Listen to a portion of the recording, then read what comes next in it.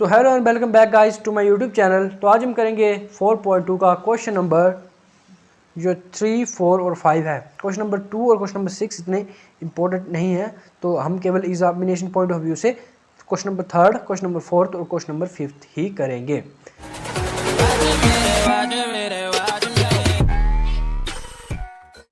तो जो हमारा क्वेश्चन नंबर 3 है वो क्या बोलता है, ये पढ़ते हैं। ऐसी दो संख्याएं ज्ञात कीजिए जिनका योग 27 हो और गुणनफल 182 हो। तो हमें ऐसी दो संख्याएं ज्ञात करनी है जिनका योग जो हो 27 हो। तो इस क्वेश्चन को किस तरीके से करेंगे आइए देखते हैं। सबसे पहले आपने मान लेना है, माना पहली संख्या। आप देखते हैं ऐसे क्वेश्चन में हम पहले मानते हैं, तो माना हमने पहली संख्या क्या मानेंगे हम x। तो हमने पहली संख्या क्या मानी, x मानी। और माना दूसरी संख्या, हम दूसरी संख्या क्या मानेंगे 27 माइनस x। अब ये मैंने 27 माइनस x क्यों माना आइए देखते हैं। अब मान लीजिए राम और श्याम, इन दोनों के पास कुल मिलाकर 10 ट्रॉफी हैं, ठीक है। और यदि राम के पास 7 ट्रॉफियाँ हैं तो श्याम के पास कितनी होंगी 10 माइनस 7 यानी 3। तो हमने क्या किया 10 से कम किया 7 को तो 3 आया। उसी तरह यदि पहली संख्या x है तो दूसरी संख्या क्या होगी, जो कुल संख्या है उसका माइनस करके जो हमारा आएगा। मान लीजिए कुल ट्रॉफी जो है हमारी 10 है, ठीक है। राम के पास 7 हैं, यदि मान लीजिए राम के पास x हैं, ये 7 हैं, तो श्याम के पास कितनी होगी 10 माइनस x या 10 माइनस 7 3। तो बस आपने ये लिखना कि माना पहली संख्या और माना दूसरी संख्या 27 माइनस x। और जो हमें प्रश्न अब लिखेंगे हम प्रश्न अनुसार। तो प्रश्न अनुसार हमें ये क्या बोलता है कि दोनों का गुणनफल जो है वो क्या है 182। तो x और 27 माइनस x का गुणनफल किसके बराबर है 182 के बराबर। अब इसको हम गुणा कर देंगे, इसका आ जाएगा 27x और माइनस आ जाएगा यहाँ पर x स्क्वायर आ गया, और इसको भी हमने साइड ले गए तो माइनस 182। अब इसको हम सीक्वेंस वाइज लिख देंगे। हमने कुछ नहीं किया, सिर्फ जो हमें प्रश्न में बोला था इन्हें गुणनफल करो, जो कि है 182 है। आपने बस यहाँ पर याद रखना है कि माना पहली संख्या आपने x मान लेनी है, फिर दूसरी संख्या आपने 27 माइनस x मान लेनी है।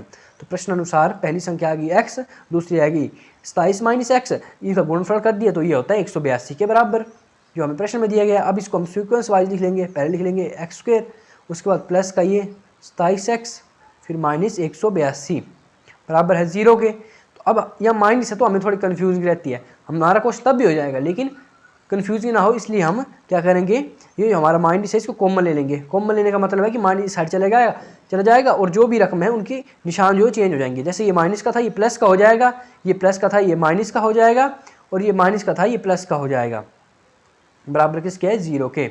अब बस जैसे हमने क्वेश्चन नंबर 1 में किया था कि हमें मूल ज्ञात करने, उसमें उसी प्रकार हमें इस क्वेश्चन में भी मूल ज्ञात करने। अब ये हमारा सिंपल क्वेश्चन बन गया है द्विघात समीकरण, अब इसके हमें मूल ज्ञात करने हैं। तो आइए देखते हैं किस तरीके से करेंगे हम। पहले इसको गुणा करेंगे तो क्या आ जाएगा 182 आ जाएगा, क्योंकि इसका ये किससे गुणा हो रहा है 1 से, और ये क्या है 182, तो 182। अब हम दो रकमें ऐसी सोचेंगे जिसका गुणा करने पर क्या है 182 आए और जमा या घटाने पर क्या है हमें 27 मिले, तो वो रकम होती है 14 और 13। तो 4 3 12, 3 एकम 3 और 4 और 14 एकम 14, तो 2 4 4 8 और 182। गुणा करने पर तो 182 आ रहा है, ठीक है। लेकिन बोल रहा है घटाने पर क्या आना चाहिए 27 जमा या घटाने पर 14 जमा 13 करेंगे हम, तो कर 4 5 6 7 1 1 2 27। अब 27x कैसे लिखेंगे हम, जब बड़ी रकम किसकी हो माइनस की हो, तो माइनस 14x, सॉरी हम लिखेंगे 27x कैसे आएगा जब दो माइनस के हो जाएंगे, 14x माइनस 13x प्लस 182 बराबर किसके है 0 के। तो पहली संख्या आ गई 14x और 13x, जब इनको गुणा करेंगे तो 14 गुणा 13 182 आ जाएंगे, और माइनस माइनस क्या आ जाएगा प्लस। तो इसमें कॉमन क्या है, कॉमन इसमें हमारा x कॉमन है तो x ले लेंगे, फिर माइनस लगा देंगे, फिर बचा हमारा 14। उसके बाद ये जो है माइनस 13 कॉमन आ जाएगा, माइनस 13 कॉमन आया तो x प्लस माइनस माइनस 14। ये तो आपने देखा ही होगा कि ये और ये हमेशा सेम आते हैं, तो पहले जो सेम आए उसको लिख देंगे हम x माइनस 14 और x माइनस 13 बराबर है 0 के। तो x माइनस 14 बराबर है 0 और x माइनस 13 बराबर है 0। तो x आ गया हमारा 14 और यहाँ पर x बराबर आ गया 13 यानी 13। अब हमें किस तरीके से क्वेश्चन करना, हमें पूछा है कि दो क्रमागत संख्याएं बताएं, क्रमागत नहीं सॉरी, दो संख्याएं ज्ञात की जिनका योग जो हो 27 हो। तो यदि हम पहली संख्या निकालते हैं, इसको मान लेते हैं हम x। तो पहली संख्या क्या थी हमारी, पहली संख्या x बराबर है 14 के, और दूसरी संख्या क्या थी हमारी, दूसरी संख्या थी हमारी 27 माइनस x यानी 27 माइनस 14, और 27 से 14 गए तो बचते हैं 13। तो पहली संख्या आ गई हमारी 14 और दूसरी आ गई 13। अब मान लीजिए दूसरी स्थिति में, दूसरी स्थिति में यदि हम x को मानेंगे 13 तो दूसरी संख्या आएगी हमारी 27 माइनस x मतलब 27 माइनस 13, तो आ जाएगा हमारा 14। तो ये दो आंसर होंगे हमारे, एक ये और एक ये, तो दूसरी संख्या 14 आ जाएगी। तो आइए बढ़ते हैं अगले क्वेश्चन की ओर। तो हमारा क्वेश्चन नंबर 4 क्या बोलता है कि दो क्रमागत धनात्मक पूर्णांक ज्ञात कीजिए जिनके वर्गों का योग 365 हो। तो इसको हम किस तरीके से करेंगे, आइए देखते हैं। ये बोलते हैं दो क्रमागत धनात्मक पूर्णांक, जैसे हमने पिछले क्वेश्चन में भी देखा था, मैं आपको दिखाता हूँ ये क्वेश्चन, इसमें भी हमें एक क्वेश्चन देखिए, दो क्रमागत धनात्मक पूर्णांक का गुणनफल 306 है। ये उसी प्रकार का क्वेश्चन है। धनात्मक क्रमागत यानी एक हो जाएगा, जैसे एक आ गया तो दूसरा दो, यदि पहला दो है तो अगला 3। उसी प्रकार से ये वाला क्वेश्चन भी हमें दिया गया है कि बोलता है दो क्रमागत धनात्मक पूर्णांक है जिनके वर्गों का योग जो है 365 है। तो हम सिंपली लिख देंगे माना पहला पूर्णांक। तो पहला पूर्णांक क्या मानना हमने, x, हमेशा की तरह हमें पहला पूर्णांक जो है x मान लेंगे। फिर माना दूसरा पूर्णांक, ये क्रमागत है, जैसे पिछले क्वेश्चन हमने x प्लस 1 किया था, इसमें भी हमें x प्लस 1 करेंगे। लेकिन पिछले क्वेश्चन में हमें था इनका गुणनफल निकालिए, गुणनफल दिया गया था हमें, इसमें इनके वर्गों का गुणनफल है। तो आपने यहाँ याद रखना है, यहाँ लिख लेना प्रश्न अनुसार। तो प्रश्न के अनुसार x का जो है वो x² प्लस x प्लस 1 का स्क्वायर किसके बराबर है हमारा 365 के। तो x का स्क्वायर आ गया, उसके बाद प्लस, अब कई लोग क्या कर देंगे, इसको पहले लिख देंगे x², फिर लिख देंगे 1 का स्क्वायर, 1 बराबर है 365। तो ये लाइन जो है आपकी बिल्कुल ही गलत हो जाएगी। आप देखिए x² ये तो ठीक लिखा आपने, लेकिन यहाँ पर लगेगा फॉर्मूला कौन सा, a प्लस बी का होल स्क्वायर। तो a का स्क्वायर प्लस ये b है हमारा, तो b का स्क्वायर प्लस 2, a क्या हमारा x है और b क्या है 1, बराबर है 365 के। तो x² आ गया 2x², यहाँ प्लस, यहाँ 1 का 1 ही आ गया, प्लस 2x, इसको हम इस ले जाएंगे तो माइनस 365 बराबर है 0 के। तो 2x² आ गया, फिर हमने ये लिख दिया प्लस 2x, फिर ये प्लस का था ये माइनस का था 365, तो आ गया माइनस 364। अब यहाँ पर देखिए, यहाँ पर इनमें 2 कॉमन आ रहा है, तो हम 2 को भी यहाँ पर कॉमन ले लेंगे। यदि 2 को हमने यहाँ कॉमन लिया तो यहाँ आ जाएगा x² प्लस x माइनस 2 2 8 16 और 2 2 4, 182 ये आ गया हमारा। ठीक है, तो 2 जो है हम इस साइड ले जाएंगे, यहाँ गुणा हो रहा था, यहाँ भाग, तो 2 से 2 को भाग हो गया, सॉरी 2 से 0 को भाग हो गया तो 0 ही आएगा, तो बच गया हमारा x² प्लस x माइनस 182 बराबर है 0 के।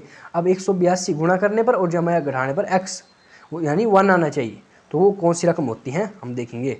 तो 14 गुणा 13 यदि हम करें तो 4 3 12, 3 1 3 और 1 4 और साथ में 14, तो ये आती हैं 182, और 14 माइनस 13 करें तो आता है 1।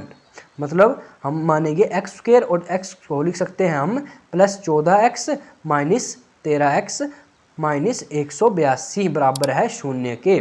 तो x² और 14x में हमारा x जो है वो कॉमन आ जाएगा, यहाँ लिख देंगे x, यहाँ प्लस आया, फिर 14 ऐसे ही रहा, यहाँ पर माइनस 13 कॉमन आ जाएगा, फिर x और बिना दिमाग लगाए यहाँ पर भी माइनस माइनस प्लस हो जाएंगे, और 13 गुणा 14 हो जाएगा 182 बराबर है 0 के।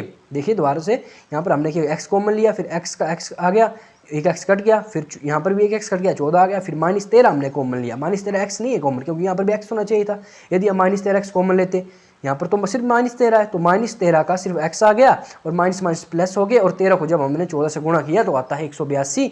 तो ये हमारे जो है फैक्टर आ गए। तो x + 14 और x - 13। अब यहाँ पर जो स्टेप है वो आप गौर से देखिए।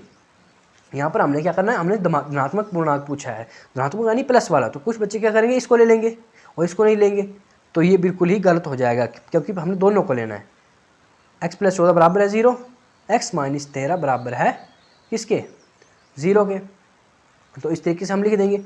लेकिन x फिर इस साइड चला जाएगा तो -14 इसका चला जाएगा तो माइनस का हो जाएगा, और जो हमारा 13 है वो किसका आ जाएगा, प्लस का। तो ये जो है ये संभव नहीं है, क्योंकि धनात्मक पूर्णांक जो है वो -14 हो नहीं सकता। तो धनात्मक पूर्णांक जो हमने x माना था, यहाँ पर जो हमने x माना था वो क्या होगा, वो होगा प्लस का 13। तो पहला पूर्णांक क्या आ गया, पहला पूर्णांक आपने लिख लेना है, पहला पूर्णांक x बराबर है 13, और दूसरा पूर्णांक क्या है, x + 1 यानी 13 + 1 जो है वो आ जाएगा 14। तो ये आ गया हमारा आंसर। आइए बढ़ते हैं नेक्स्ट क्वेश्चन की ओर। तो हमारा नेक्स्ट क्वेश्चन क्या बोलता है, एक समकोण त्रिभुज जिसकी ऊंचाई जो है उसके आधार से 7 सेंटीमीटर कम है, यदि कर्ण 13 सेंटीमीटर का हो तो अन्य दो भुजाएं ज्ञात कीजिए। हमें जो है वो अन्य दो भुजाएं जैसे और लंबाई और उसकी ऊंचाई ज्ञात करनी है, जबकि कर्ण हमें दिया गया है, आधार और उसकी ऊंचाई ज्ञात करनी है, और कर्ण हमें दिया गया है। तो ये किस तरीके से करेंगे, आइए देखते हैं। तो सबसे पहले हमें बोला एक समकोण त्रिभुज, समकोण त्रिभुज, तो आपने स्टेप बाय स्टेप करना होगा। तो सबसे पहले आप एक समकोण त्रिभुज बना लीजिए। आपने रफ बनानी, कोई बात नहीं, यदि आपके पास स्केल नहीं है तो आप रफ से बना सकते हैं। ये आगे समकोण त्रिभुज ऐसे कैसे, क्योंकि इसका एक जो कोण है वो क्या है, 90 डिग्री। ठीक है, तो हम कोई त्रिभुज मान लेते हैं, जैसे कि ये मान लेते हैं बी, ये ए, ये सी। और आपने देखा ये क्या होता है हमारा, ये होता है हमारा आधार, बेस, ये होता है हमारा लंब, और ये क्या होता है हमारा कर्ण, हाइपोटेन्यूज। तो अब हम जो क्वेश्चन में दिया गया है उसके हिसाब से इसको बनाते हैं। तो हमारा क्वेश्चन क्या बोलता है कि एक समकोण त्रिभुज की ऊंचाई उसके आधार से x 7 सेंटीमीटर कम है, मतलब उसकी ऊंचाई जो उसके आधार से सेंटीमीटर कम है। तो सबसे पहले हम मान लेंगे, माना जो हमारा समकोण त्रिभुज है, समकोण त्रिभुज ABC का आधार मान लेना हमने x, और माना समकोण त्रिभुज ABC का लंब क्या बोलता है, कैसा है, यानी समकोण त्रिभुज की ऊंचाई जो है ये कितनी, आधार से 7 सेंटीमीटर कम। तो आधार से 7 सेंटीमीटर कम, तो x - 7 सेंटीमीटर, यहाँ पे आपने सेंटीमीटर मानना है। तो आधार क्या आ गया हमारा, x सेंटीमीटर, और लंब क्या आ गया, x - 7 सेंटीमीटर, और कर्ण दिया गया है, माना समकोण त्रिभुज ABC का कर्ण। तो कर्ण हमें पहले ही दिया गया है कितना, 13 सेंटीमीटर। बस क्वेश्चन हो गया। अब हमें इसमें एक बहुत ही सिंपल, जो आपने बार बार पढ़ा होगा, वो वाला फॉर्मूला हमें यहाँ अप्लाई करना है। तो कौन सा फॉर्मूला अप्लाई करेंगे हम यहाँ पर, पाइथागोरस। हम लिखेंगे पाइथागोरस प्रमेय या प्रमेय के द्वारा, या फिर आप ऐसे लिखते हैं त्रिभुज ABC में पाइथागोरस प्रमेय का उपयोग करने पर।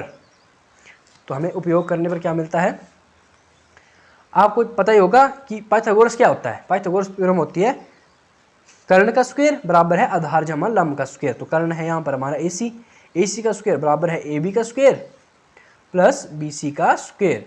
तो यहाँ पर AC क्या है हमारा, AC यानी जो हमारा कर्ण है हमारा यहाँ पर 13 सेंटीमीटर। तो 13 सेंटीमीटर का स्क्वायर बराबर है AB का स्क्वायर। तो AB क्या है हमारा, AB आधार x सेंटीमीटर, तो 13 का स्क्वायर बराबर हो गया x का स्क्वायर प्लस x - 7 का स्क्वायर। हमने पहले AC का स्क्वायर लिया, फिर AB का स्क्वायर लिया, फिर BC का स्क्वायर ले लिया। बस अब इस स्क्वायर को सॉल्व करना है। 13 13 169, 13 का वर्ग क्या होता है, 169 होता है। x का स्क्वायर x स्क्वायर आ जाएगा प्लस x - 7। अब यहाँ पर भी कुछ लोग डायरेक्ट कर देंगे, तो यहाँ पर डायरेक्ट नहीं करना, यहाँ पर फॉर्मूला लगेगा a - b का होल स्क्वायर। तो a - b का होल स्क्वायर क्या होता है, a का स्क्वायर -2, a क्या है x इंटू b का स्क्वायर, b प्लस b का स्क्वायर यानी 7 का स्क्वायर। तो यहाँ पर 169 आ जाएगा, यहाँ पर x का स्क्वायर आ जाएगा प्लस x का स्क्वायर माइनस 7 दूणे 14 का 14x प्लस 749 49। अब 49 को उस तरफ ले जाएंगे हम तो क्या आ जाएगा, 169 minus 49 equal to 2x² minus 14x। तो 9 से 9 हो गए 0 और यहाँ पर 2 120 बराबर है 2x² माइनस 14x। हम इसको यहाँ ले आएंगे, इसको यहाँ, जैसे कि 2x² बराबर माइनस 14x बराबर है 120। तो 2x² हमारा माइनस 14x बराबर 120 ये लिख लिया हमने। अब 120 को हम इस तरफ ले जाएंगे, 2x² माइनस 14x माइनस 120 बराबर है किसके, 0 के। तो यहाँ पर आपने देखा ना 2 कॉमन है, तो 2 कॉमन है तो सीधे लिख देंगे हम x² माइनस 7x माइनस 60 बराबर है 0 के। अब हम दो ऐसी रकम सोचेंगे जिनको गुणा पर करने पर क्या आए, 60 आए, और जमा घटाने पर क्या आए, माइनस का 7 आए। तो वो होंगी x²। 12 5 60, 12 और 5 क्या होते हैं हमारे 60 होते हैं, 12 5 60। तो इसको हम, और 12 में से 5 के तो आते हैं 7, तो हम इसको लिख लेंगे minus 12x plus 5x minus 60 बराबर है 0 के। तो x यहाँ पर हमारा कॉमन आ गया, x माइनस 12, और बिना सोचे यहाँ पर लिख देंगे हम, यहाँ पर कॉमन क्या आया हमारा 5 आया। तो यहाँ पर हमारा 5 कॉमन आ गया, फिर x माइनस 12 बराबर है 0 के। तो यहाँ पर हम पहले कॉमन आया वो लिख देंगे हम x माइनस 12 और x प्लस 5 बराबर है 0। तो x माइनस 12 बराबर है 0 एक तरफ, x प्लस 5 बराबर है एक तरफ। तो x आ गया 12 और x प्लस 5 आ गया x माइनस 5। ये प्लस माइनस का था इस साइड प्लस का हो गया, ये प्लस का था इस साइड माइनस का हो गया। तो x क्या आ गया हमारा, x क्या माना था हमने, आधार। आधार क्या आ गया हमारा, आधार x बराबर है 12 के, क्योंकि जो हमारा आधार है वो क्या ऋणात्मक नहीं हो सकता। तो हमारा आधार जो है वो 12 होगा, और आधार 12 आया तो लंब क्या होगा हमारा x माइनस 7। तो 12 माइनस 7 तो आ गया 5, ये आ गया हमारा आंसर।